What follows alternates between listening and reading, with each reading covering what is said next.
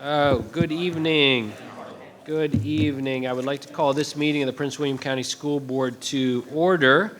Pursuant to School Board Policy 139, school board member participation in meetings by electronic communication, school board member Diane Ralston of the Neabsco District will participate in this meeting through electronic means from her home due to a medical condition that prevents her physical attendance. The clerk will so note in the minutes of the meeting. A motion is in order for the approval of the agenda. Mrs. Wall. Ms. Wall. Mr. Chairman, I Yes. move that the Prince William County School Board approve the meeting agenda as recommended. Do I have a second? Mr. Chairman, Ms. Zargarpur. a second. Any discussion? Please vote. Ms. Ralston, how do you vote? Yes. Ms. Ralston votes yes.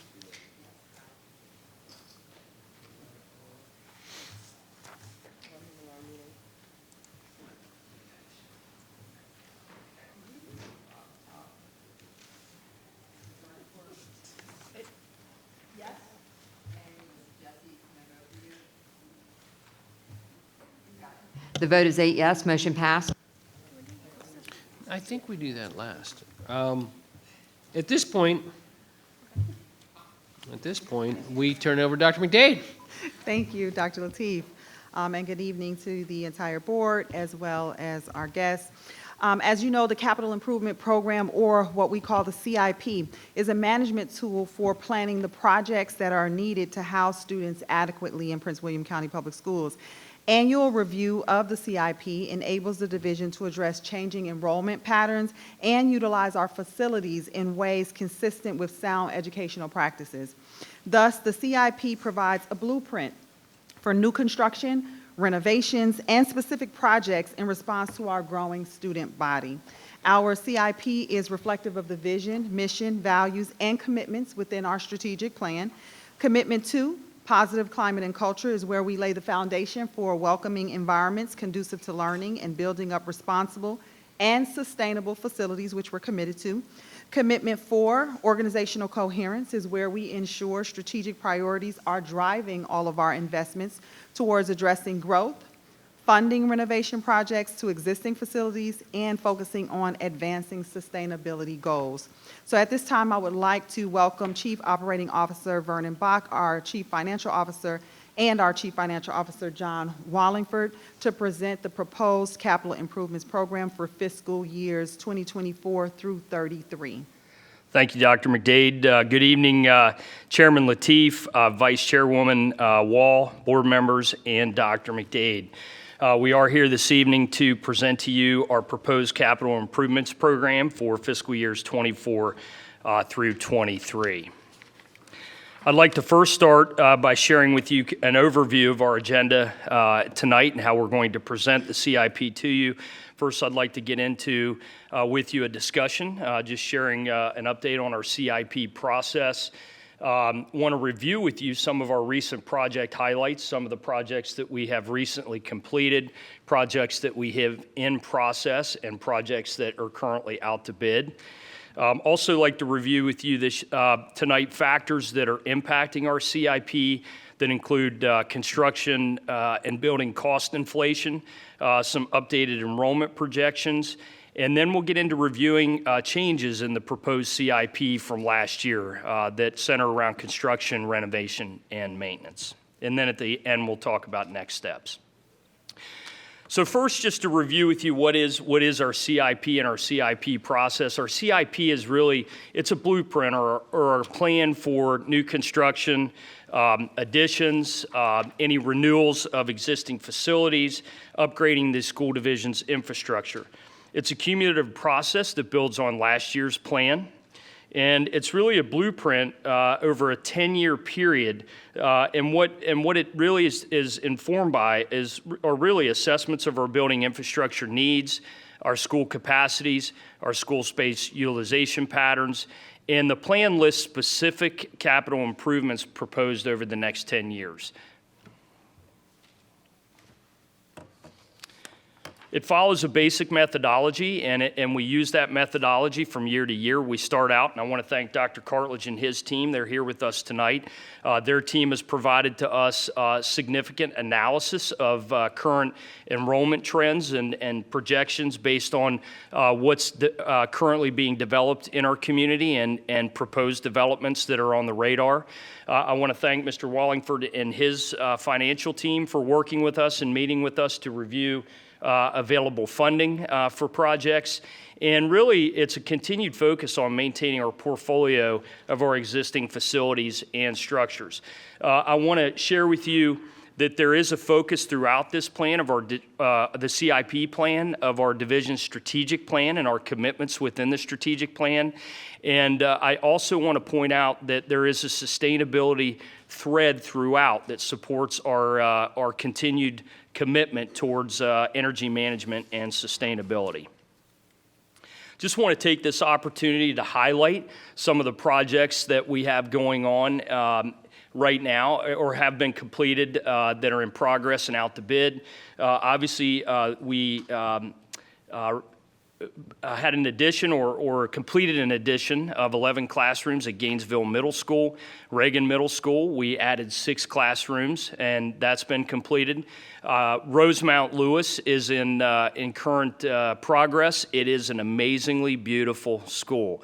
I've visited several times, and I think people are going to be very pleased with that project, very excited about that. And currently, what's out to bid, and that's been out to bid just before the holiday, and I think bids will be closing within the month for Woodbridge, the new Woodbridge Elementary School. Some of the projects that we've completed, renovations, Bennett Elementary School. In progress, we have Hilton High School, Parkside Middle School, Signal Hill Elementary School, and Bristow Run Elementary School. And out to bid, we have Cedar Point, Swans Creek Elementaries, and Benton Middle School. I want to review with you quickly some of our school-based projects. We have some major fenestration improvements occurring at Osborne Park and Unity Reed. Osborne Park has been completed. Unity Reed is scheduled to be completed the summer of 2023. And Graham Park Middle School, the fenestration will begin this summer. Also, some additional site improvements at Brentsville High School, summer 2023 completion of the practice turf, stadium lights, and the restroom building. At Hilton High School this spring, we will complete their artificial turf, and we did complete the Belleville Middle School parking lot paving. Some other site improvements and some school-based projects. At Potomac High School, we will be paving the track this summer. And then we'll be completing some tennis court paving at Benton Middle, Park Forest High.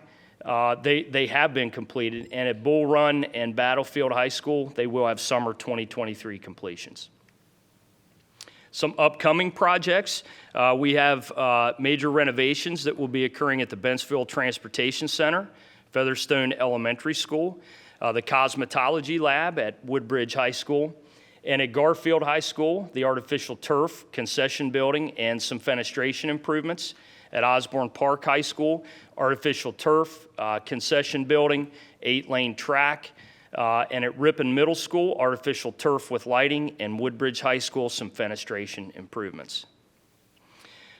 This again highlights our focus on energy management and sustainability projects that are going on across the district. I won't list all the schools here that you can see, but we're making some LED lighting replacements. We're installing some smart irrigation controls at our sites, and we are upgrading our building automation controls, all again, which will yield energy management and sustainability. These are the roofing projects that we have that are either completed or summer completion or starting this summer. You can see here Battlefield High, Freedom High, and Neabsco Elementary School have been completed. Forest Park and Osborne Park will be completed this summer, and Ripon Middle School will be starting this summer.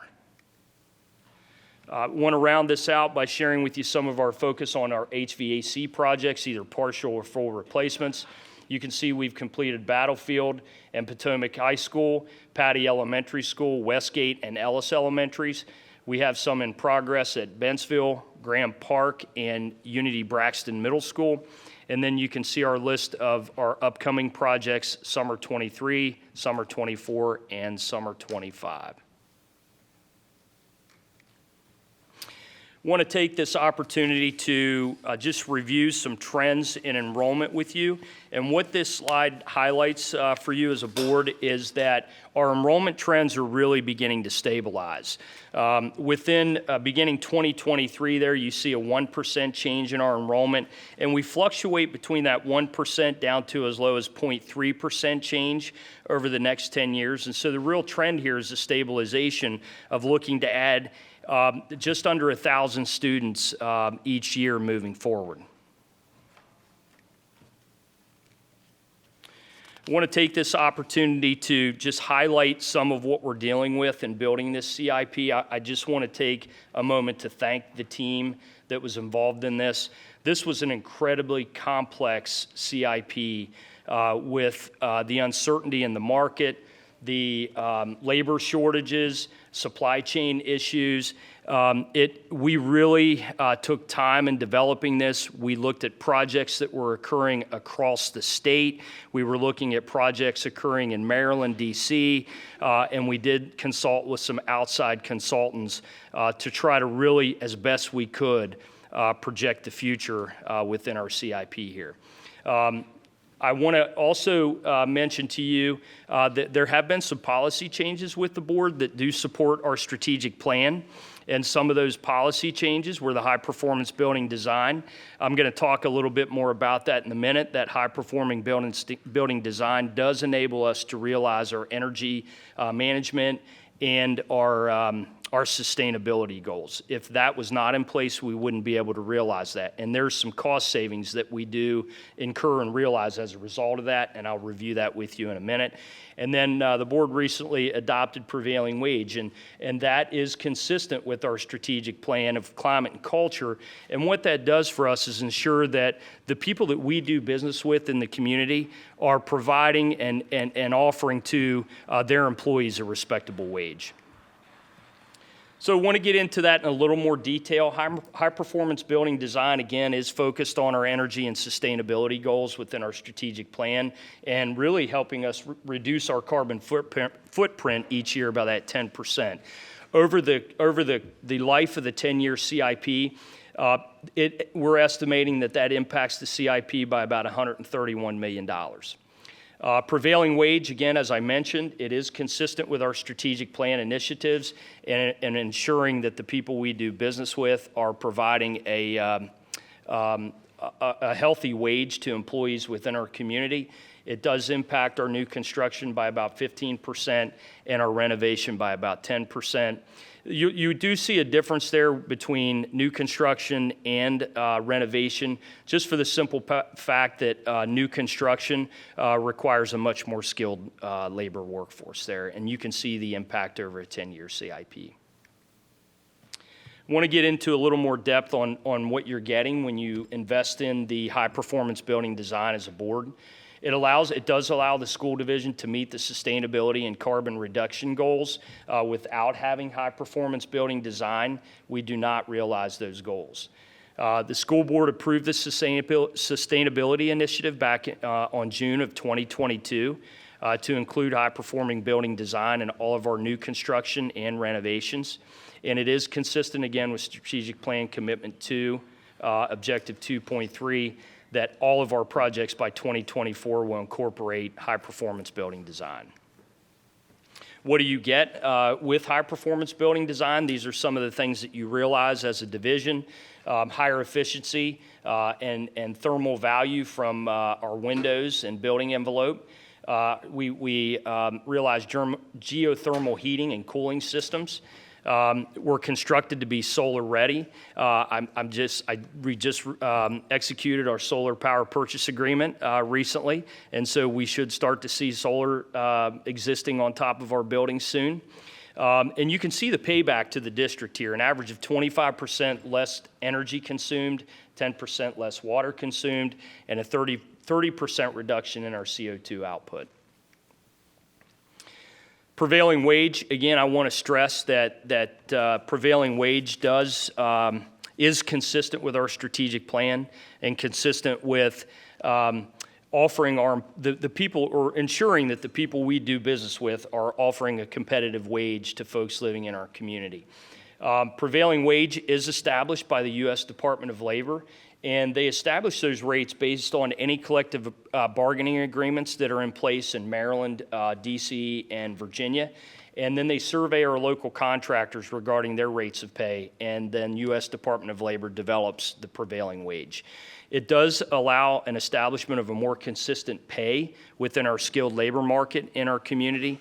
It could improve and does improve wages and benefits for the local skilled labor market, and can lead to a much more skilled labor workforce in our community, which gives us obviously a better result in our buildings.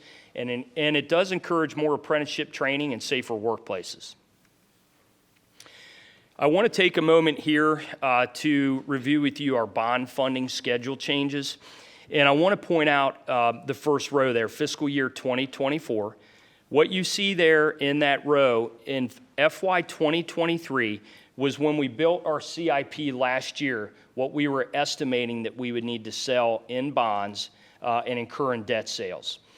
With inflation and some of the other items that we've talked about, you can see here that it's increased that debt sales in FY 2024, and we're estimating that to be about $187 million.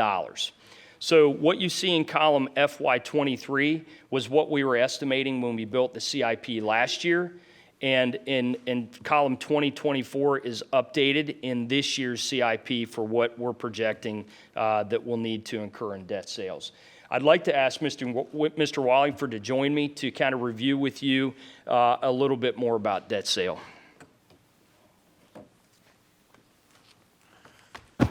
Thank you, Vern, Dr. Lateef, members of the board, and Dr. McDade. Vern already covered the left side of this table, talked about the debt sales that we expect to make over the next 10 years based on the 2003 plan, and then on the 2004 plan, 23 and 24 plans. What I'd like to share with you is the last column all the way over to the right.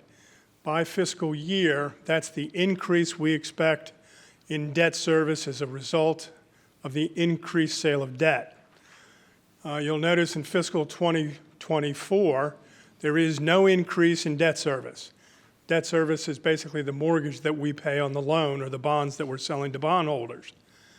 That $0 increase is a result of reducing our debt sales over the past 2 years by $30 million in each year.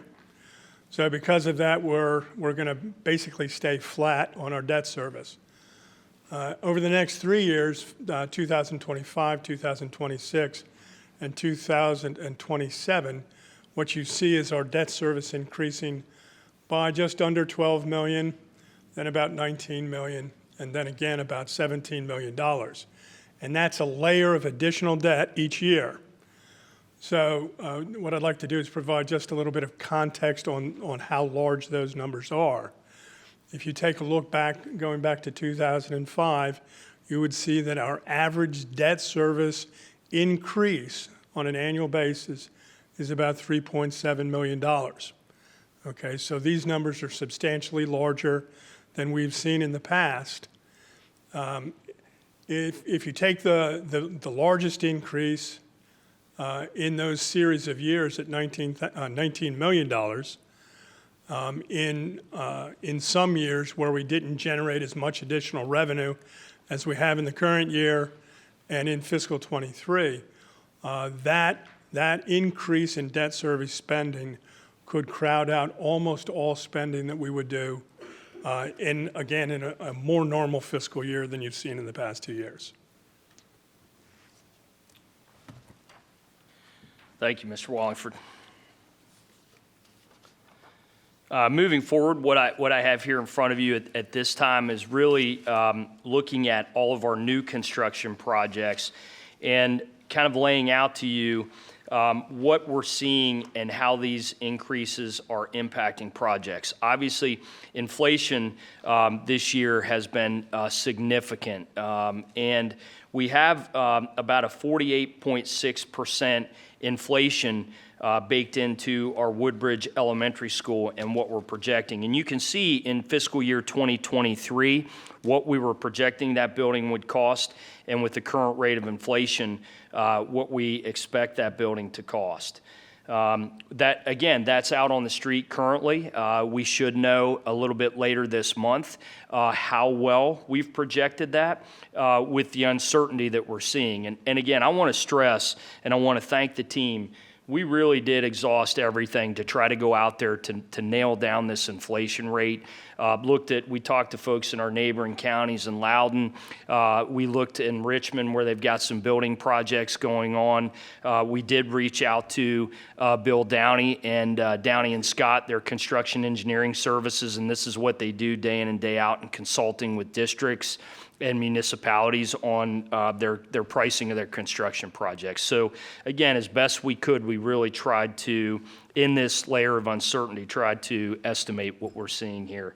Occoquan will be the first first project we have where prevailing wage will kick into the project because that took effect January 1st, and the Woodbridge project hit the street just before the winter break. And again, you can see here the cost of the project. So we kind of wanted to share with you and lay out what we're seeing with inflation. What we do expect, I do want to share with you, we are predicting there is an end in sight to inflation. When we met with Downey and Scott, they've seen this throughout history. We hope that we're on the spike of inflation right now, and we should hopefully start to see that normalize and stabilize. In a normal year, inflation with construction projects is about 4.5%. So we also consulted with the Engineering Record, which is another nationally recognized publication that helps with projecting inflation. So this is how we arrived at some of these costs, and just wanted to share this with you with some of our new projects. The next slide we have for you is our renovation projects that are in the CIP and the implications there with inflation and other items impacting costs there.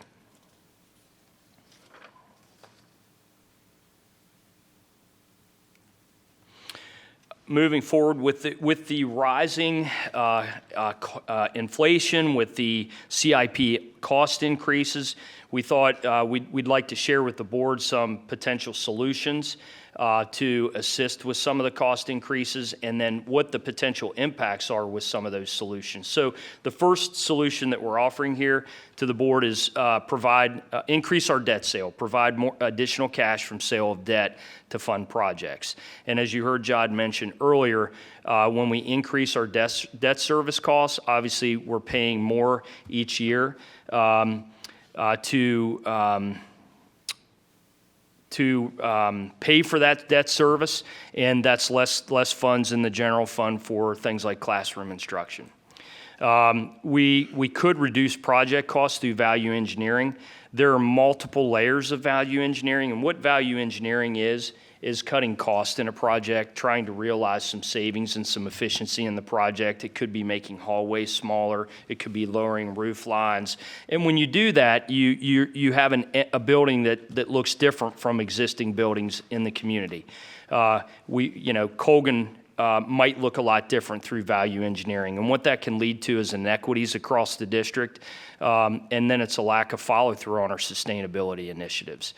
We could delay projects to yield cost reductions, but if we do that, then there's the impact could be and will be continued overcrowding in areas, potential disappointment of our stakeholders. The board could consider eliminating the high-performance building design initiative from our projects, but then there would be nonconformity to our strategic plan. We wouldn't realize our energy management and sustainability goals. Or the board could consider a combination of all of the above. Here's some proposed CIP 20 changes for this year's CIP. We are proposing moving the new construction of the Route 1 South Elementary School and Yorkshire Elementary Schools to 2031-32. Enrollment projections suggest that we can do that. Renovations, we're not proposing any changes to our renovation schedule. Our facilities department is implementing a facility condition assessment of all of our facilities. We're prioritizing some of our facilities that are in most need. What this facilities condition assessment will allow us to do is apply an objective look at our buildings with a set of criteria to truly get a better prioritization of buildings. We could have a building that's 20 years old and through the condition index because it's a building that's just been constructed well, it's held up well, it's been cared for well, that it may not meet the same need as another building. And so this will allow us to objectively kind of rate our buildings and place them in the queue. We do have some safety improvements that we do need to make. We do have some carpentry labs and some of our CTE labs where we have some power equipment that do not have a master power safety shutoff, and we do need to install that by VDOE guidelines. You can see here some of the HVAC investments. And also a site access that these are up here because we need to prioritize these. And then you can see there's some parking improvements at the Washington Reed Pre-K. Some additional CIP changes for the FY24 CIP. We do have 3 middle schools that don't have secure vestibules. In order to realize our safety and security initiatives and to keep everyone safe, we are proposing that these secure vestibules are installed at Bull Run, Gainesville, and Marsteller middle schools. We're proposing to add an additional year to the LED lighting upgrade program to spread that out. We've had several issues with an elevator at Neabsco. We've been trying to nurse that along. The elevator inspector at this point tells us we need to invest in a new elevator there, so that's been prioritized. You can see here some other maintenance improvements. One of the things I'll highlight here is the dust collection system. We have some dust collection systems. These are systems that are installed for our CTE labs when we're using our power equipment, and it sucks out the sawdust into a centralized system. They're aging. When they age, they become a safety hazard because they're collecting dust. Friction builds up in the system, and we could have a fire. So we want to prioritize maintenance of our dust collection system. The other thing I'll point out here, we are proposing taking the Kelly Leadership Center totally out of the CIP. That's been on the CIP for some years and keeps getting bounced. And we're not prioritizing the Kelly Leadership Center when we have needs in our buildings. So we felt like we needed to take that out of the CIP. Here's some school maintenance and repairs that need to be prioritized. Just a few things to highlight here. I won't go over each one of them. Obviously, HVAC equipment and control upgrades are obviously necessary. We do have some aging HVAC systems, some systems that do not have dehumidification as part of those systems, and we want to prioritize those systems and the dehumidification upgrades.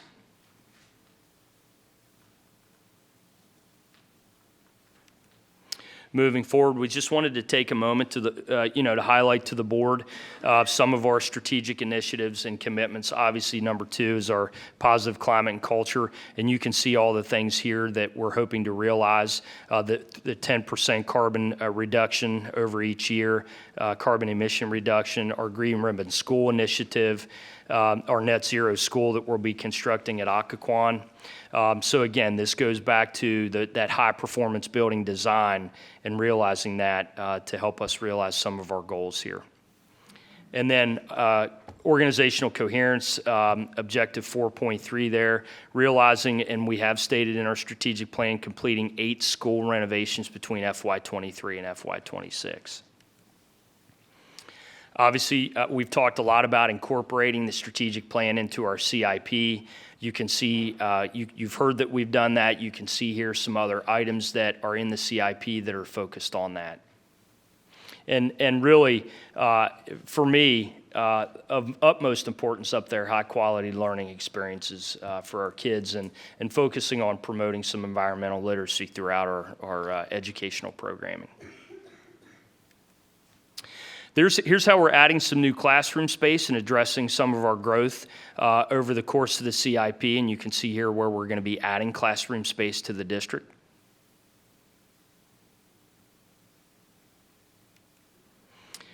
Here's our facility renovation overview, and as I said, we are engaging in a condition assessment or a condition index assessment of our buildings. This may change a little bit as a result of that once we go through that condition index. This is our plan currently.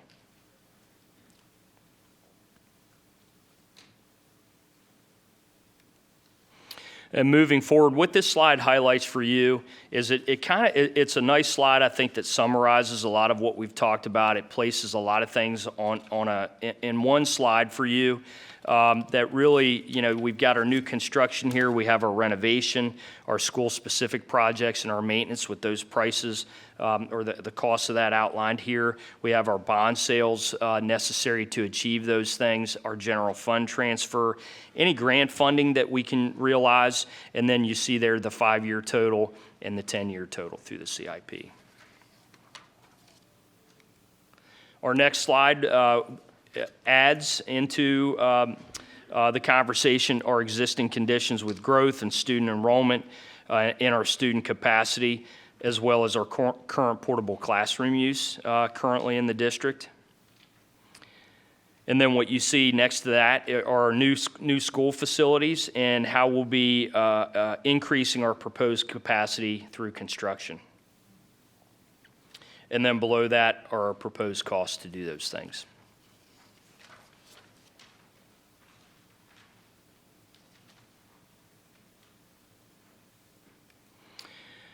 What you have in front of you now is our budget timeline that includes our CIP beginning with tonight, and you can see we'll be working through March 15th for the CIP and budget approval. That includes all the board steps and board meetings and public meetings along the way.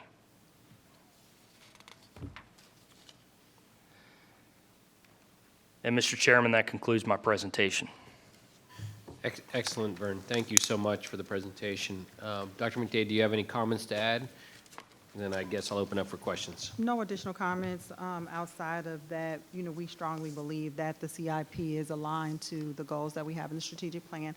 I also want to highlight that all of the projects, whether it's renovation, new construction, or even maintenance that has been deferred, is driven by equity first, making sure that those schools that have not gotten some of the attention that they need, that we're prioritizing that. So all of the projects in this plan are extremely important that we make good on those commitments and promises to our community. Excellent. So before I open up for questions, I'm just going to make some comments. Just generally, obviously the CIP is higher than what was anticipated last year. And so each year moving forward, the CIP changes, just for the public to know, based on new financial projections, based on where the economy's moving, inflation's going. And so 2 years ago, I think we anticipated some level of possible recession, and then the school board chose to reduce bond sales and still keep to the CIP, which was really good. So that there's some savings you don't see here because of our reduced borrowing, which Mr. Wallingford pointed out nicely. For the 2024 year, there was no change in the debt servicing. But then after that, there's going to be significant changes because of increased bond sales. My other capacity at the University of Virginia, on their board, we're seeing a near 60 to 80% increase in all construction moving forward. And it is every facility, every state agency is facing same, even in the private sector, same levels of increase in costs, whether they be inflationary, whether they be labor, whether they be, everyone's moving towards high performance design. And so it's just something we're seeing across the Commonwealth for sure, and certainly across the nation. So I'd like to open up for questions. Board members have any questions? I can start. Ms. Williams. Thank you, Mr. Chairman. Thank you for the presentation. Absolutely. I appreciate all the hard work and effort that's gone into this. This is just the fun time of year. I had a question regarding the facility condition surveying that's going on. Could you talk to us a little bit about how that differs between our maintenance schedule and what advantages we may realize because we're utilizing this new system? Sure. I'm going to ask Mr. Beavers to join me up here and to go in a little more depth with you on that. I'll just highlight what it does for us is I think it allows us to really, through a set of established criteria, really go through each building, the interior and exterior, in a systematic way with objective standards to rate the building. And so it really does allow us to approach each building that way and then rate that building. And as I said before, and Dave will go into a little more depth of this, I think it just allows us to be more deliberate. Good evening. Thank you for the opportunity, the chairman and vice chairman and members of the school board, Dr. McDade. I think the good thing about the facility condition assessment is going to be that, as Vern said, it's going to give us a comprehensive look at all the systems in our schools, not just the ones that we interface when they're broken. I think our workforce goes out and fixes things when they have to. We get work order requests. So we know some particular equipment needs attention. This is going to give us an opportunity to get a complete picture of what is the life span, what is the life expectancy of all of the components in our school, and how do we plan for that. I think it's going to give us the good opportunity to just to rate schools one against the other so we know where our investments need to be taking place. And I'd just add on, it helps us to prioritize so that we're ensuring that the schools that may be in the most dire need are addressed first, and that, you know, we're not missing schools that may have deeper needs than others.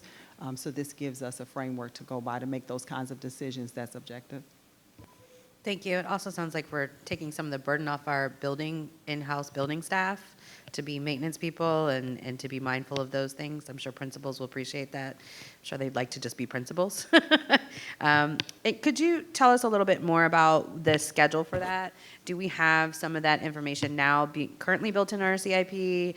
Or is this, where kind of are we with that? So with the formal facility condition assessments, we're just beginning. We've reached out with a number of architectural firms that are going to give us kind of an assessment of the process. We've got to select a firm or firms that are going to come in and bring out their engineers, go through the schools in a systematic manner. And I think we're looking at having 5 to 10 done by this fall. That'd be our goal. And then by the end of the 24-25 school year, we'll have all schools assessed. Thank you. I appreciate that. My next question is the thorn in the side question that I'm going to continue to advocate for, and that is if you could talk to me a little bit about what we're doing at Ripon, why it's been put off for the HVA system. Sure. You know, it's been a 2-year inquiry for me, and I also understand in saying that we've had a pandemic, things weren't moving and shipping and being built, but I am concerned, and I'm going to use Ripon as an example because I know it can't be the only school in our division that's having HVAC concerns. Yeah. So if we aren't going to be able to address it in our CIP until 2025, what are we going to be prepared to do to make sure that we have good climate controls in that building, you know, as it gets warmer now in the spring, and then when they come back in the fall, because we all know I don't do sports, I don't even like sweating, and just standing still in Ripon in May or early August when we're coming back, depending on where you are in the building, you just can turn into a puddle. So I can't imagine being a student in that environment. Sure. Yeah, it's let me first share with you just a moment of the issue that we are dealing with at Ripon. And we do have, I just want to stress, we have several schools that are in this situation. They're aging, older HVAC systems that, when they were designed and installed, do not have dehumidification, with those systems. And when systems do not have dehumidification and bringing in that fresh air and that air exchange, what generally happens, and we're not adding humidification, those temperatures, when it says 70, it feels a lot warmer than 70. And so we have a lot of schools, we have several schools in that situation. I can say, being new into the district in August, we were getting hit with some of those concerns this summer, and our staff are very responsive in going out. We do have to be careful because if we lower that set point in the building, then we allow moisture to build up in the building, and moisture builds up, and then we have a mold issue. So I think everybody's first reaction is let's just drop the temps. When we do that, moisture builds, and then we run the risk of mold. So our staff is very responsive. When we get those calls, we go out on site. We provide fans to our schools. We do everything we can to assist them with cooling. I'd like to say, we have one school in this situation, but we do have several, and that's why you see Ripon in the schedule where it is, because we do have several other schools that are in the same situation. Is the supply of HVAC parts and is that impacting this as well? Because I noticed on our CIP presentation, and I believe we had a discussion earlier too about it, that there's some issues also with regards to that, because I know Ripon's an example of we've piecemealed about as much as we can to maintain the system, but I just want our public to understand that there are other avenues that we've also been looking at. It's not just because it's being pushed back for financial reasons. Correct. I just received word this week that an air handler, for instance, that generally goes on the top of the building, a major component for our HVAC system, there's a 70-week lead time on those items. That's 1.3 years from the time we order. And there's really nothing we can do about that. We're at the mercy of the supply chain issue. I just switchgear, for example, for our electrical controls in the building are at a 52-week lead time right now. So everyone is at the mercy of those lead times and the supply chain issues. So that's having a major impact. And I will say, just while I'm here in front of you, that will have an impact on projects as we move forward in the district and timelines of completion. Thank you, I appreciate that. Yes, ma'am. We understand as board members, we get a lot of information, but I think if you're a teacher in a classroom, you would really want to hear what you just said to have a better understanding. Yeah. So I appreciate the acknowledgement that we're working on it, we have a plan in place, and that there are some circumstances that we just are out of our control. Yes, ma'am. Thank you. Ms. Dargapur. Thank you, Dr. Lateef. I'd like to go into cost savings, actually, since ma'am. we decided as a board that we want to do environmentally friendly buildings. And you did mention that we've got the solar power purchase agreement in place, ma'am.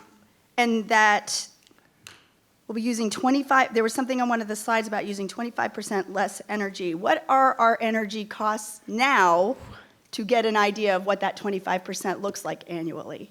First question. We don't have our energy and management sustainability staff here with us tonight. I know that we just went through that with our folks. I'd hedge to give you a number right now because there's a lot of numbers floating around in my mind right now. We can certainly give you that information, but there is significant cost savings. I would love that information ma'am. at some point. And I guess the other part of this question was the solar power purchase agreement do we know what that could potentially save us as well?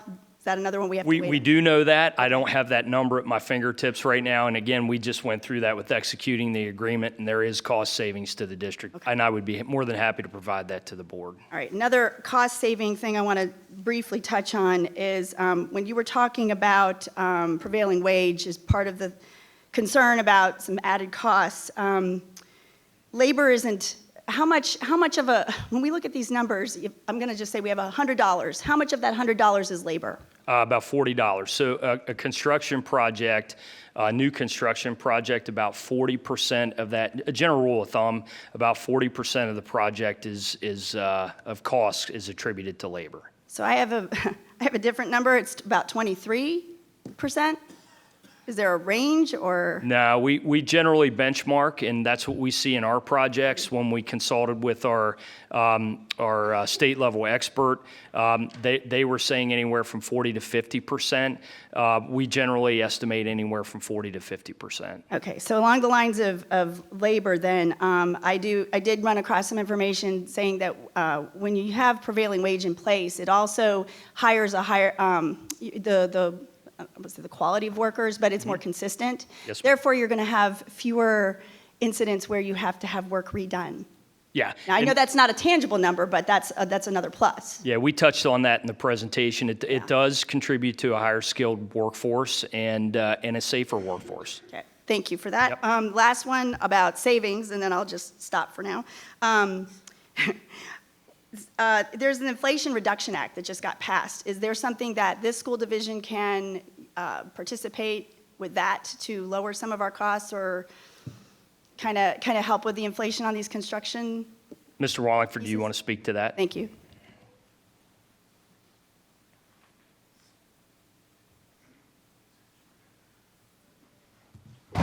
Mrs. Zargarpur, thank you for the question. We have been having conversations with our peers over at Prince William County over the past week or two or three, just recently.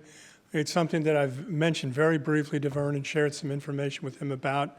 I don't have much more detail than that, although we do believe there may be some savings that we may be able to generate out of that legislation. So I'm sorry I don't have more, but that's what I have right now. As soon as you know, I would love to know. And the very little teeny last thing, I just want to make a point about why I believe environmentally, better environmental buildings and things are as important is, I drive an electric vehicle. I've had it for 4 years. I've got almost 90,000 miles on it. It's the way it runs. I'm just making a point here. I love this car.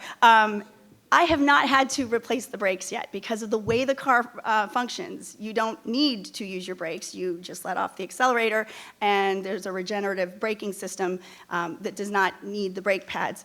And it regenerates power back into the battery. I've not bought gas in 4 years. I haven't had an oil change, and that's not being irresponsible. The car doesn't need it.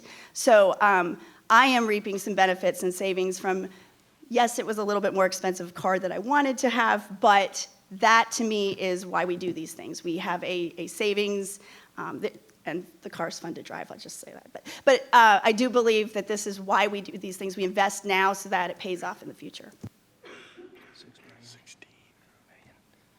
Ms. Jackson. Mr. Wallingford, I might have a question for you. So do you want me to ask now before you sit down? No, I'll just stay here. I'll stay here. Okay, well, a brief thank you, and then I'll come back and thank everybody again. When you were talking, when we were earlier and we were looking at the changes in prices and the increase, I don't, what slide that was? What slide? First slide, I think 19. Oh. And we talked about this in a 2x2. It's not all the changes. Do they impact our AAA bond rating? So the slide that you're referring to, I believe, is the one that shows our increase in debt service Yeah. from year to year to year, the additional layers. Okay. Your question is, does it affect our bond ratings? Very good question. Something I should have mentioned, and that is we do have a 10% of revenue cap on our debt service. So we can't go higher than 10%, and this does address your question. We can't go higher than 10% of revenue. That's part of Prince William County's financial guidelines. And because we've generated so much additional revenue over the past 2 years, this year and next year, the additional debt sales should have no impact on our AAA, our triple AAA, I should say. I guess you guys do such a wonderful job. We had such a good rating, so I just wanted to check in on that. Thank you so much for, I'm good, Mr. Wallingford. I just didn't want you to sit down and come back up again. That was my only question, I think. Okay. I think. Thank you for the presentation tonight and all the time you took before to answer all the questions. And for I think I got a follow-up email on Unity Read, so thank you very much. And it looks great there. I've enjoyed watching the changes at Wentzville and at Unity Reed and the classrooms at Gainesville Middle. And I'm just very thankful for your staff and your contractors and everybody and all the hard work that they put in to, continue to make our schools sustainable and safe. Just a friendly reminder, I don't know, unless you may have emailed me and I may have missed it, was just that I've received a number of concerns from constituents about, it's not the same concern as Ripon. I know Ripon has has air conditioning, but like for the Nokesville schools, so just at some point, you don't have to. address it now. HVAC concern? Yeah, Okay. yes, sir.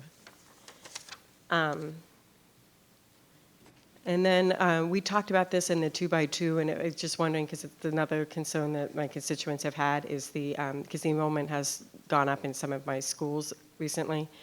Could you just briefly touch on how the projected enrollment is calculated and how it relates to current, as opposed to any zoning changes that may happen later? Sure, I'm going to ask Mr. Cartledge to join me up here. Where's Mr. Cartledge? There he is. And Matt and his team, they're excellent at projecting this, so we've got the experts in the room. I'm just going to have him come up and share with you. I appreciate that. Thank you. Good evening, Chairman Lateef, members of the school board, Dr. McDade. Just to kind of give a brief overview, I'll go brief, and then if you have follow-up questions, that'll be better than me talking ad nauseum about things that I love, like projecting students. The baseline for all of our projections is always September 30th. We use that to form a new set of projections that look 10 years into the future. Those projections, like any projection, the ones closest into the future tend to be more accurate than those further into the future. With a redistricting project like Rosemont-Lewis, we're using those most recent projections that incorporate our tracking of residential development. There's some new housing projects that are in that immediate area. We build those into the projections and check out what the most recent build rates are in about September, October of each year. And then we use those rates to extrapolate forward and bring students out of those future houses that we expect to be constructed in the future. Those are all folded into our new baseline of September 30th data, and every year that we go into the future, we look at the rates at which students progress from, let's say, kindergarten to first grade, fifth grade to sixth grade, and so on. All of those together, using industry best practices, give us our projections and give us a pretty good confidence for projections in the next, let's say, 3 to 5 years.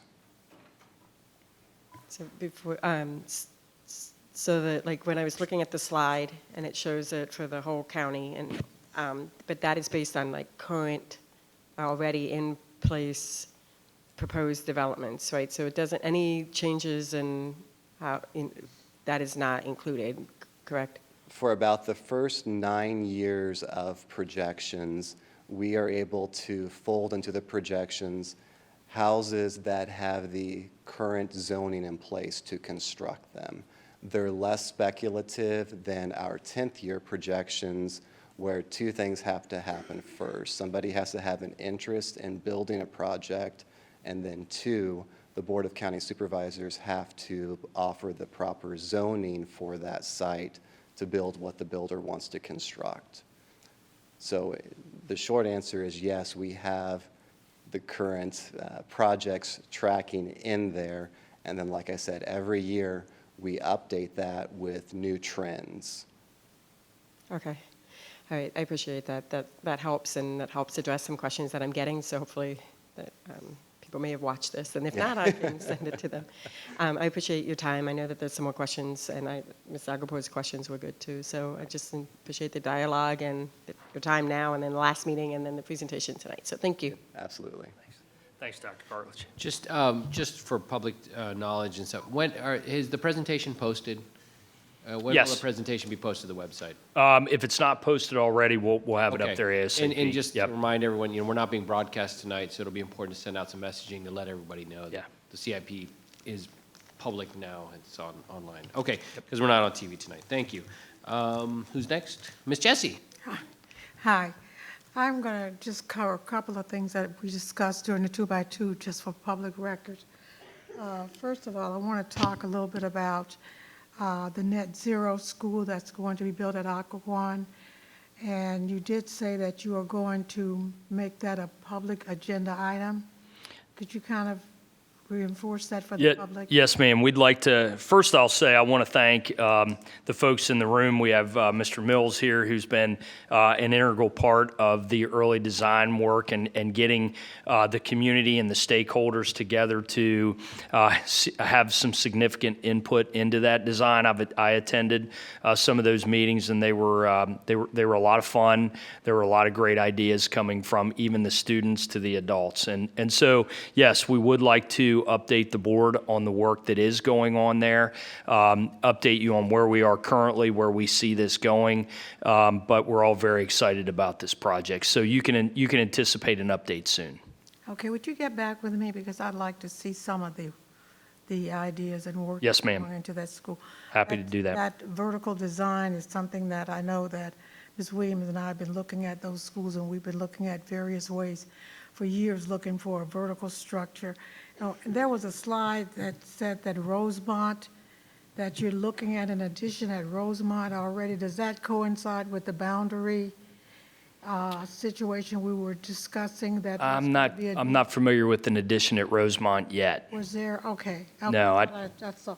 And on slide 22, where we talk about reduced project costs through value engineering, I'm not sure I understand that, because the inequity, building qualities, and sustainability initiatives, somehow that doesn't quite match with me, because the Sure. sustainability, as I understand it, would save us money, right? Right. So some of those investments for sustainability have a higher cost on the front end, like geothermal heating, but then the savings that we realize through that long term is more significant. So some of the high performance building design on the front end, the items have a higher price tag. What I was referring to, Ms. Jessie, with value engineering are things like lowering ceilings. Instead of using a lower grade floor tile, instead of having a nice atrium, reducing the size, and so it's some cost cutting measures to help you realize some savings. A part of some cost cutting could be addressing removing some of the high performance building design components. So there are two things there that could realize us some savings. But if we eliminate high performance building design and those features like geothermal heating, the efficient windows, LED lighting, then we don't realize our strategic plan goals, and then we don't realize that cost savings later. Okay. I also want to reinforce something that I said during the 2x2, is that for the first time we're getting a high school on the east, and we look at high performance. I just want to speak for the people on the east. We would like to have a high-performing, quality school. Yes, ma'am. Similar to the ones on the west, or better than, Yes, ma'am. if we can, so. Well, again, the board passed the initiative that anything moving forward from 2024 on will include high-performance building design components. Our 14th high school will be included in that. I just want to. And we will have an amazing site, and an amazing school. Okay, I just wanted to make that a part of the record. And something that I have been discussing, and I know you guys say I'm off topic on it, the science labs, 21 schools, they're mostly lower income schools. When I look at the science scores, and I know that Dr. McDade has put something in as a measure to support that, but have you looked at the possibility of adding an addition, looking at spaces on these 21 schools where we could maybe find an addition, instead of a classroom, an addition of a science lab on those sites at all? I'm familiar, prior to me starting, I'm familiar that they were familiar with a space utilization study that occurred at the district to try to, within the district, to try to realize some efficiencies with space to address the issue that you're speaking of. I think what that space study revealed was that spaces are being utilized efficiently, that most of our spaces are at capacity. And so I think it's something that we are looking at. We are meeting on space utilization regularly with the facilities team. It is something that's on the radar. But I'm not talking about space utilization. I'm talking about an addition, looking at the land structure and see if there's some way we can make an addition. Or even, I mentioned earlier, and I know it sounds strange, but maybe putting a science lab on wheels for those schools because our science performance has not been where we wanted. And it's just something that I continue to bring up. And I know you guys say this isn't a, this is a side point, but it's not for me because I think the science situation is something that we really need to address. And that's just my way of looking at it. So I appreciate it. And I really don't have any other comments other than that comment. Thank you. Yes, ma'am. Ms. Williams. Thank you. I just want to piggyback while we're here on what Ms. Jessie was saying, because I'm sure Mr. Beavers, Mr. Cartledge know I'm advocated for program utilization versus building capacity utilization, meaning how we utilize the building versus how many people we can fit in the building, because it makes a difference as, in our planning. So my question in relation to what Ms. Jessie was asking, and I did bring this up before and I forgot to mention it earlier, if we could get information along the lines of program capacity for our schools, but specifically, are we looking at or can we look at how our students are learning versus what we're doing in the building, with specifically in the area of computer labs, science labs, computer labs, because I know that students have to be in a building for state tests, correct? But we also are one-to-one now from the pandemic. What we don't know as a board is how our buildings are utilizing that space, and is there room to do things like what Ms. Jessie is saying, add a science lab, or maybe have that space be multifunctional and realize some cost savings, but also curriculum and learning savings for our students. I'm not sure if that's part of your facility condition. It's kind of like a separate, it's more programmatic than facility conditioning, but it may be worth the time to look at that, because as we continue to learn in new and fascinating ways, because learning is changing rapidly.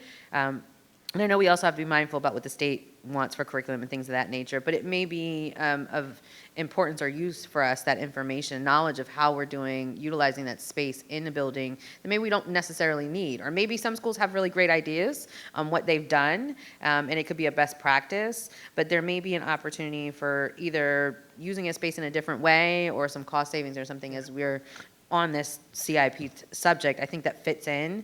I understand it's more curriculum programmatic than facility budget-wise, but it could mean dollars for us. So that may also help with Ms. Jessie's ask of how do we get these science labs into some of these older schools that don't have them. Ms. Williams, I can share with you that, yes, some of our schools were designed with computer labs. Obviously, with our one-to-one initiative, those computer labs, that space is not required for computer lab space anymore. It is a conversation that we've had at the facilities level. It's something I'm very interested in exploring. I can tell you that when we've had some conversation around it, some of our buildings are using those computer lab spaces for additional classroom space. However, I would like to get a handle on how that space is being used, and if we can realize some space to accomplish some of what you and Ms. Jessie are suggesting, I'd be all for it. So that is something that's on our radar, and I'd be happy to come back and share that information. Thank you. I really appreciate it. Yes, ma'am. I just wanted to add that I want Woodbridge High School to know that you are going to get windows. Yes, that's correct. And would you give them a date, please? I think it was, hang on one second. The big word is fenestration. I call it windows. It is, yeah. I do too, Miss Jessie.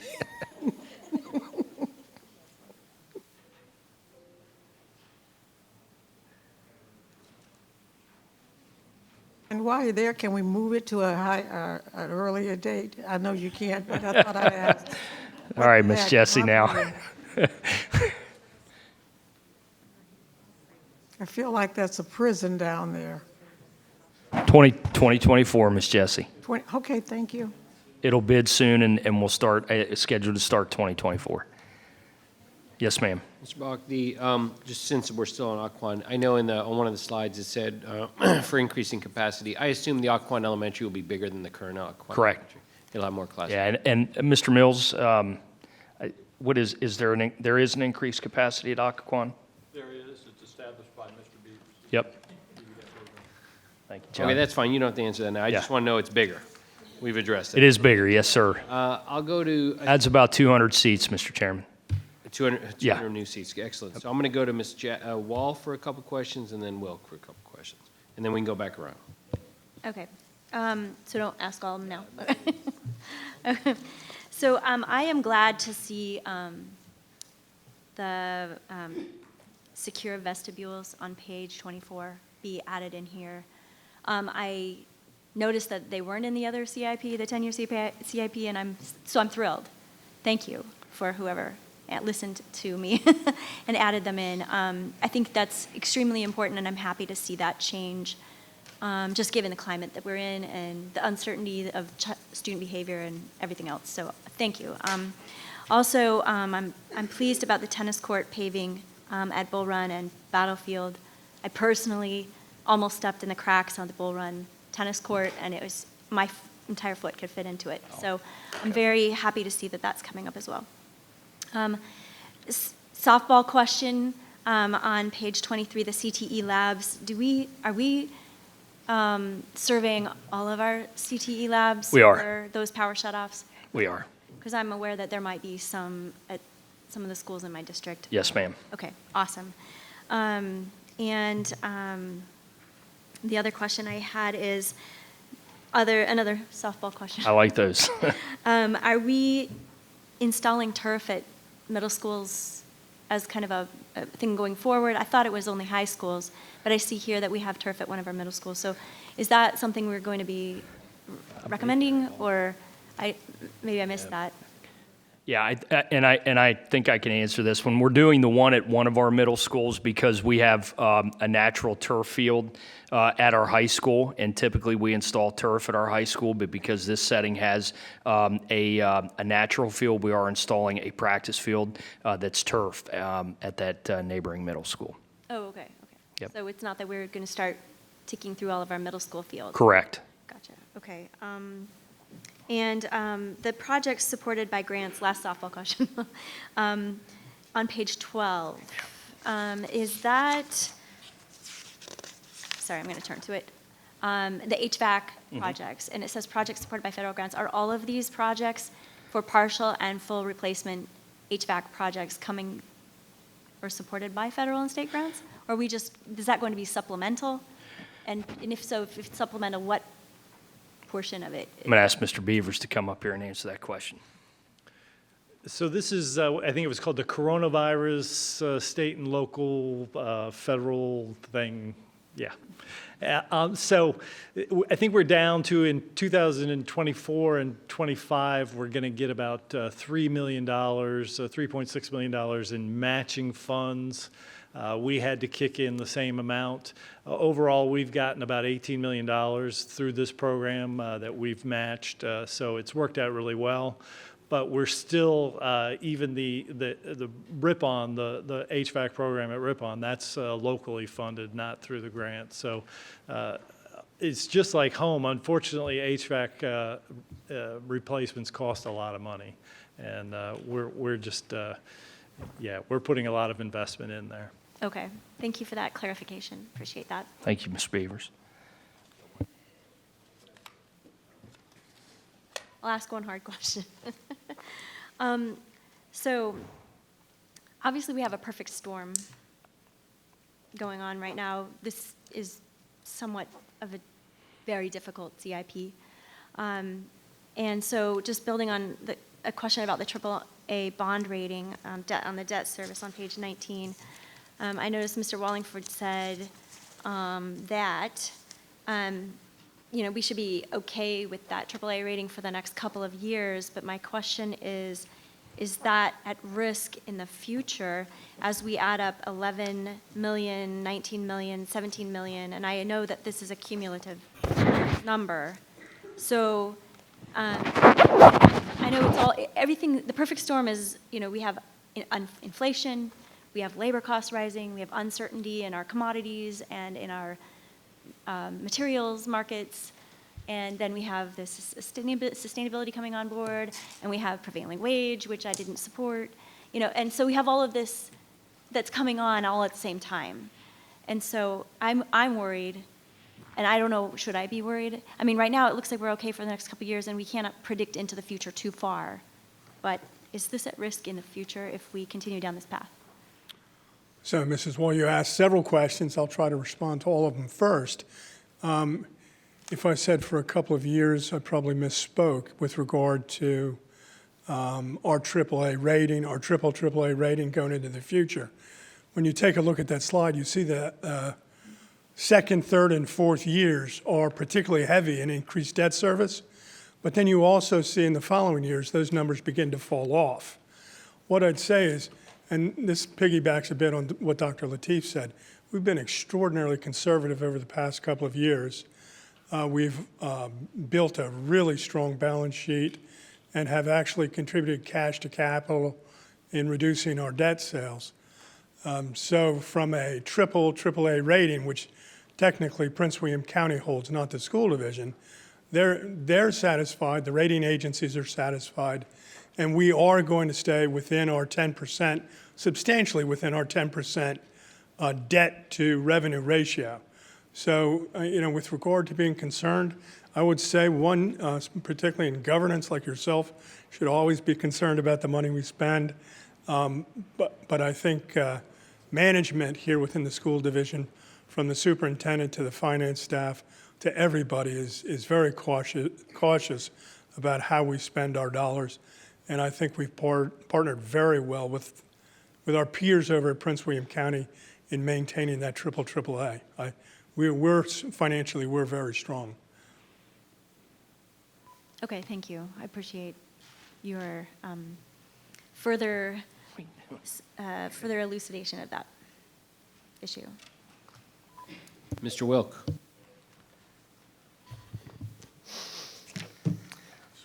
Thank you all.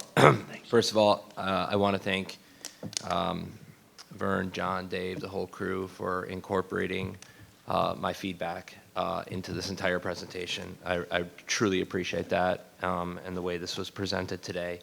I would be remiss if I didn't thank last 7 years the number of projects that have been done in Potomac, all Forest Park, turf field, complete stadium revamp, lights, tennis courts. We built the most impressive middle school in the Potomac district. We built a greenhouse on the back of Potomac Middle School. We gave me the pre-K program at the Washington Reed. We have a scheduled track in Potomac Senior High School, a fenestration project, overdue a little bit at Grand Park, but hey, we're doing it. So I'm very grateful for all the work that has been done, particularly on my side of the East in my district. I do have some questions, but with the preface that, to me, we have talked and we've seen the actual numbers on here and the estimations and the prevailing wage and what it's going to do to different projects and such. But to me, I think about it and say, why did it take this long? When everything else is going up in the economy, food, we'll talk about this, homes, everything else in Prince William County, for wages to stay stagnant this long, to me, this is a living wage. This is about the dignity of work for these people who have these skilled positions, who go and work day in and day out, 40 hours plus a week on these job sites. This keeps them here. This keeps them from going up to Maryland or DC and commuting to go and get a job with a prevailing wage contract and be paid more money. If I was to pick a couple different professions, and I know we had this prepared, but 3 skilled positions, if I was to ask you, for example, let's go with an electrician. Sure. Prior, without prevailing wage, what would they be making as a contractor? In estimation, we reached out to some contractors in our community, roughly $24 to $26 an hour. With prevailing wage? $50 an hour. Okay, so if we have typically in elementary before COVID was 16 months typically to build. Correct. 5 weeks on average per month, so 80 weeks in that time period, times 40 hours a week. So 3,200 hours of labor being able to do for that contractor for 16 months. He can make very good money, that electrician, with the prevailing wage and support his family. That electrician now doesn't have to spend 1 hour commuting north, 1 hour commuting south, and be home with his family when needed to support them and be at his children's school events and such like that. If we're talking about a plumber now, what would a plumber be doing, be making with a contractor prior to prevailing wage? Approximately $42 to $55 an hour. Okay, and with? The prevailing wage is about $48 an hour, so kind of at the midpoint of that range that I shared with you. So that one kind of balances out, does. that one, in Yes, that sir. particular. What about the last one I gave you was a bricklayer? Bricklayer, again, reaching out to contractors in our community, it's roughly $28 an hour, and the prevailing wage established by Dolly is $34 an hour. 34 times. So $6 an hour difference. Yeah, $6. So that additional $6 an hour is giving that person an additional $19,000 before taxes to be able to work in Prince William County and stay in Prince William County, potentially buy a home in Prince William County, pay taxes in Prince William County, and be a part of this system. You know, and like I said, like, we look at labor and the cost of labor and the view of this, but I mean, as we progress as a country, at the turn of the dawn of the 20th century, we had children toiling in sweatshops, glass factories, mills, mines, what have you. We had working conditions to a point where, you know, in 1911, we had the worst tragedy at that time, the Triangle Shirtwaist Factory, where 146 garment workers jumped to their death. So we have progressed. We are moving forward with these wages in our county, and although it looks staggering right now on the actual spreadsheet and stuff like that, I would argue that it's overdue. And as things are going up in this county, if we talk, for example, about a home, if I was to ask you when I first came on the board in 2015 what the average home cost was to what it is now, do you have that for me? I do. The average selling price in Prince William County in January of 2015 was $343,000.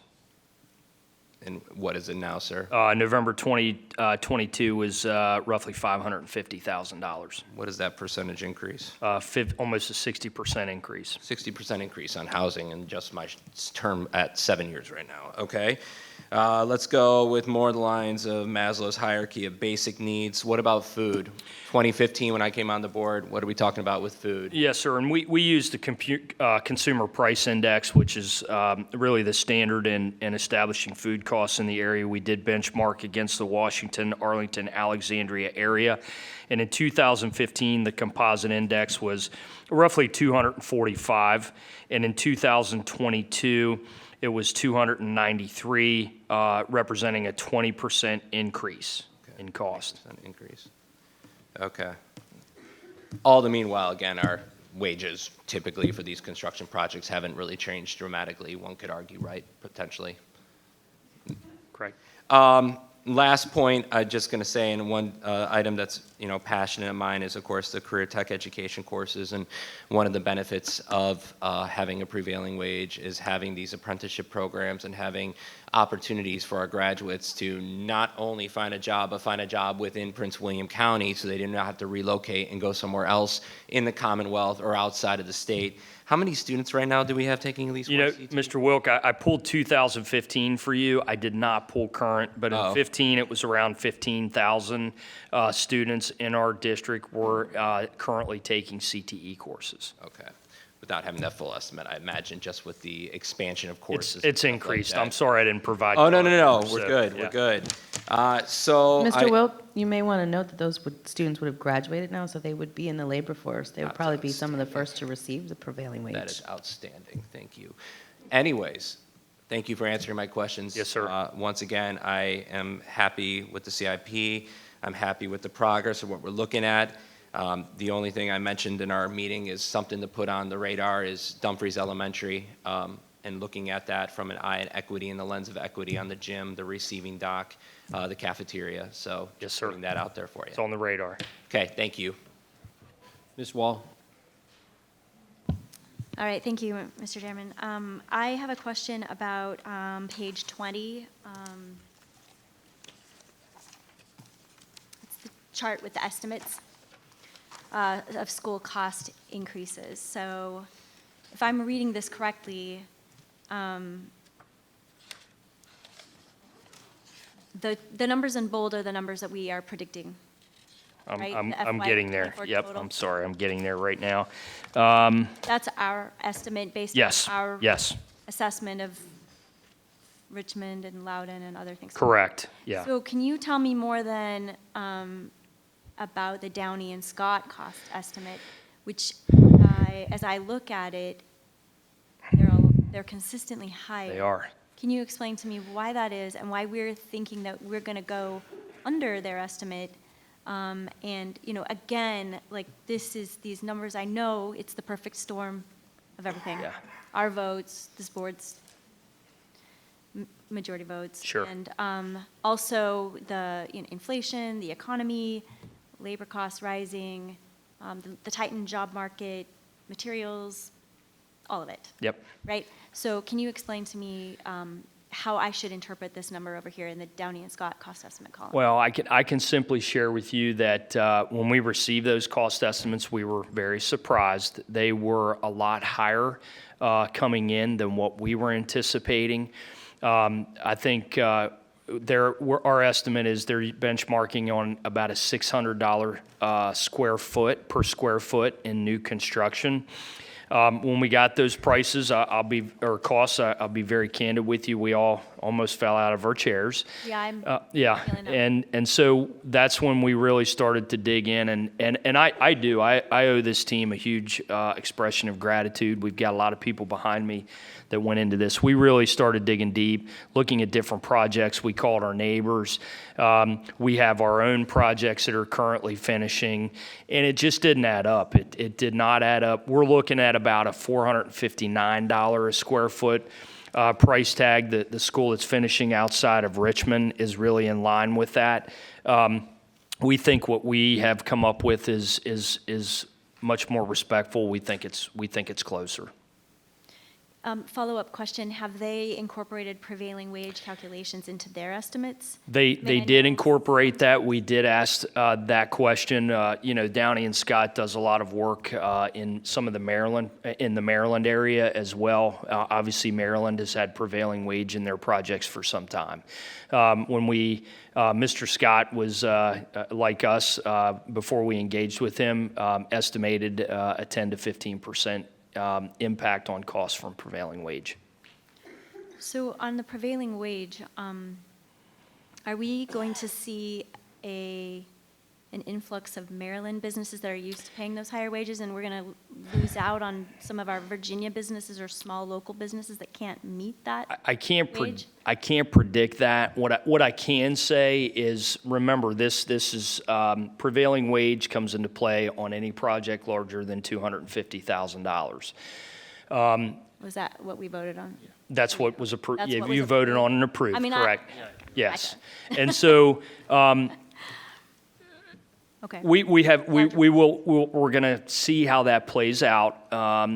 There is a possibility some of our larger firms, some of our smaller firms may not bid on these projects because there is an added layer of accountability that's required with prevailing wage to demonstrate that that the contractor is paying the prevailing wages, and there's an accountability piece, monitoring piece that has to occur there.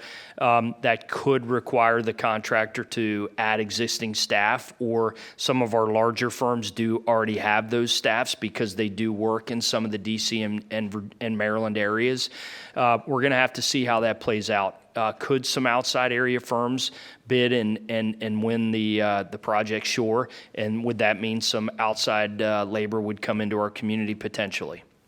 Do we anticipate that we're going to have a change in some of our trusted partners well, not partners, but people that we are customarily used to working with because we've bid and they've been consistently winning the bids? We don't know. I hate to speculate on that. I can't answer that. The first project that will contain prevailing wage in it, major project, will be the Occoquan, and we're a couple years out from that. So I hate to speculate on it. I'm not sure. Sure, I appreciate Yeah. that. I am asking you to speculate.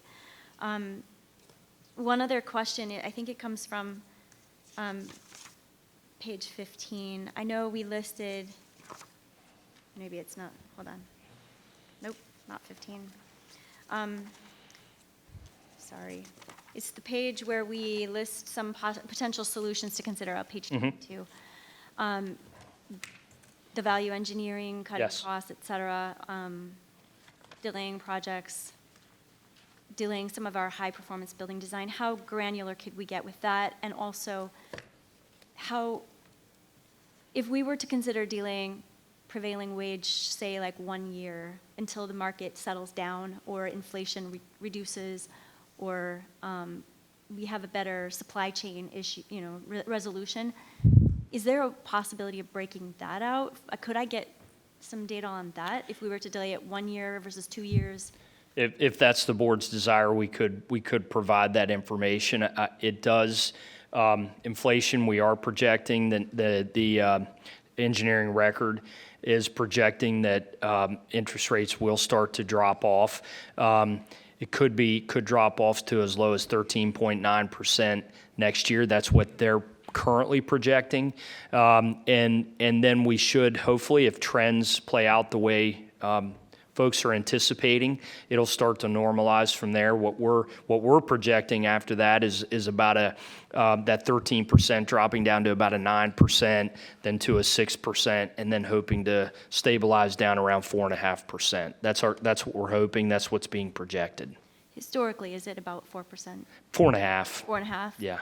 And what the trends are that would happen in 3 to 5 years? Or? That's historically, that's what typically you see when you see a spike and a recession, and then it starts to normalize down. And it usually takes 4 or 5 years for that to happen.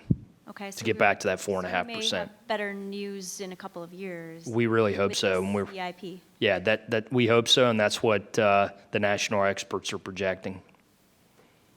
Okay, thank you. Thank you for your question, your honesty. Yes, ma'am. My questions, I appreciate it.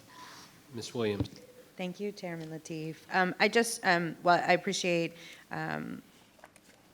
Ms. Wall's fiscal conservative outlook or hope for the future. I think we all kind of share that because nobody wants to spend any money unnecessarily. I just wanted to share that when we bid, we could have a large contractor come and bid on a project that may be from another state, but they may also at the same time win the contract and turn around and subcontract out some of that to some of our local areas. And that's often what happens, especially federal government. I did some couple years in procurement and contract management, and you see that a lot. So our large defense contractors do that. Some of our Northrop Grumman, for example, some of the smaller divisions of Northrop Grumman use their smaller divisions to partner with the larger division. It's all Northrop Grumman, but they're hiring and paying appropriate wages. So that's an option for people who want to come bid on our contracts. Correct. And I just want to give the public, as someone who's been here, I think Mr. Wilkes been here 7 years, Ms. Jessie 10 years, plus myself 10 years. We've seen some lean years, and I just want to give all the praise that I can possibly give to our procurement and our financial department because they've carried us through. We've been in worse situations than we are right now, and we do have hope. I mean, I have hope. We may see some things come out of the state as far as new school construction costs and things like that. I think one of the things that the public, if you don't travel around Virginia, you may not understand is our schools are amazing by comparison. There are some schools in the state of Virginia that have not seen anything since the 50s. I've been in other counties and I'm like, that's a school? Oh, okay. So we are in a very good position. And I just, while the numbers and the values look high, I just want to reassure the public that we have a track history of good financial management. We have a track history of good procurement services. So there are other outs that are available on that side. And the last thing that I want to say I forgot, so I guess it's not that important. So thank you. Yep. Okay, great. So I'm going to wrap up here. I have a couple, I guess I don't know if I have softball ones, but real quick, just, our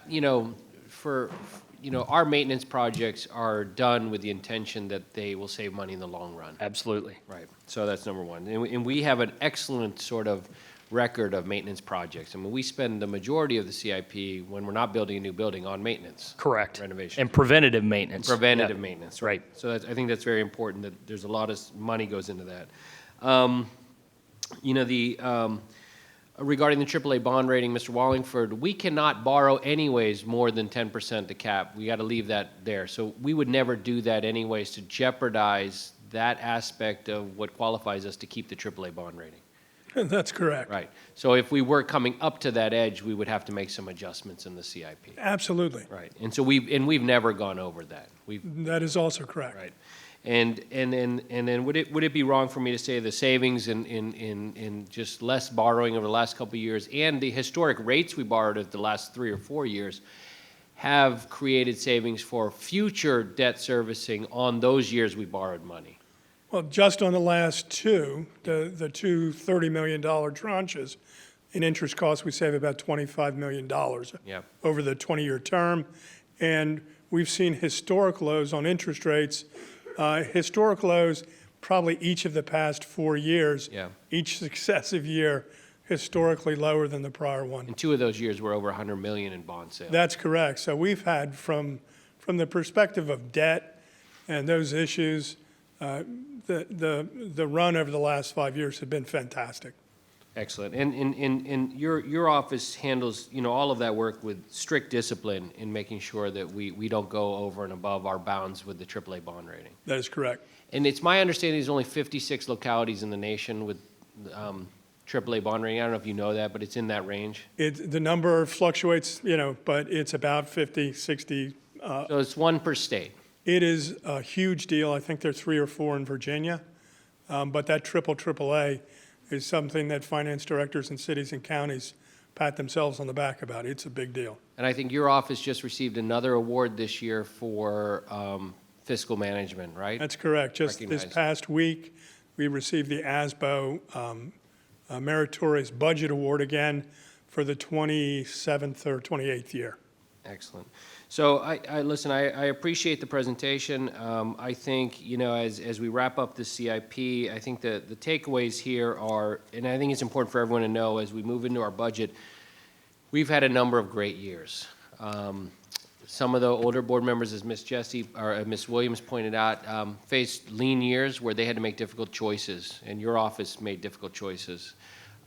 We're going to be approaching those kinds of similar years now moving forward on making difficult choices in budgeting, whether it's the CIP or the overall operating budget. And so I think that's important for everyone to sort of recognize that we are not going to have this great, the last 5 years have been outstanding. Hopefully we'll find ways to get more money from the state and the feds, but if not, we will be making some difficult choices. So I appreciate all of your hard work, all of your efforts, and I think moving forward, last thing, I know Ms. Wall had brought up the estimates on that slide where you had the comparison with the consultant and ours. Mm-hmm. Even ours calculates in prevailing wage and all of our extra costs. Right? That's correct, Dr. Environmental Lateef. sustainability. Yeah. And one thing everyone should remember is the Environmental Sustainability Initiative is to be used wherever and whenever possible. But for example, the school that's my sort of highest priorities, obviously, right, has been that North Woodbridge School on Route 1, the Fred Lynn. We couldn't do geothermal there because of that site. Correct. So there may be places where we have sites where we can't do either geothermal, solar, or whatever, and so we'll build to the highest capability that site will allow. Is that correct? That is correct. And we won't try to push something in that can't fit or try to find a site just because. So we're going to deal with the site we have based on the need of the location for enrollment projections, and we're going to do the best we can. Exactly. So, there are so many uncertainties in this. Just like 2 years ago, we would not have predicted we've been sitting here looking at a CIP like this. Is that correct? That's correct. Ms. Yeah. Block, right. Yeah. So in 2 years, our hope, as Ms. Wall pointed out and Ms. Williams pointed out, that we might be looking at a much better CIP. So, it's constantly in flux, and I think it's important for all of us to recognize that. But good choices we've made in the past, I believe, have positioned us for the hard choices we're going to make here in the future. And I think, Mr. Wallingford nicely stated and Dr. McDade stated it, that the work we did just even last year's reduction in the bond sale and the savings we made with the anticipation of possible recessions have been good choices. So I can't thank you enough at this point. Dr. Lateef, may I just Yes. 1 second? Sure. And I really want to thank the board for your support so that we can maintain our facilities, build those and renovate our sites so that we can provide the best learning opportunities for our students. So we really appreciate your support and Dr. McDade's vision. And not to belabor the meeting, but there's a lot of people behind me. We've spent a lot of time and energy really making sure what we bring to you tonight is our best work in predicting these costs. So I want to give them a big thank you. It's an amazing team, and they are truly amazing. So thank you all. Thank you. One last, Ms. Ralston, do you have any questions? Are you good? I'm okay, thank you. Okay, thanks, Ms. Ralston.